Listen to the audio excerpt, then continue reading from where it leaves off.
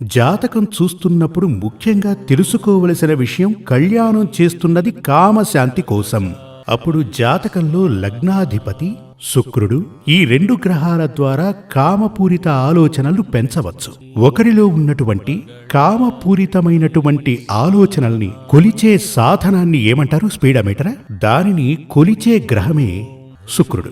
జాతకంలో ఉన్నటువంటి శుక్రుడు. ఎవరికి జాతకంలో శుక్రుడు నీచ దశలో ఉంటాడో 8వ స్థానం, జాతకరీత్యా లగ్నం నుంచి 8వ స్థానంలోనే సెక్సువల్ ప్లేస్ ఉంటుంది. ఆ 8వ స్థానంలో గనక పాపగ్రహాలు ఉండి ఉంటే అక్కడున్న 8వ భావాధిపతి నీచ స్థానంలో ఉండి పవర్ లేకుండా ఉండి ఉంటే, ప్లస్ శుక్రుడు కూడా నీచ దశలో ఉంటే అతనికి కామపూరిత ఆలోచనలు అస్సలు ఉండవు. ఇప్పుడు మీరు నన్ను ప్రశ్న అడగచ్చు, అటువంటి వ్యక్తికి పెళ్లి చేయకూడదా అని. చెయ్యొచ్చా లేదా అని కూడా అడగచ్చు. ఖచ్చితంగా అతనికి కూడా పెళ్లి జరిపించి తీరాలి. ఎందుకంటే అతనికి కూడా ఆశలవి ఉంటాయిగా.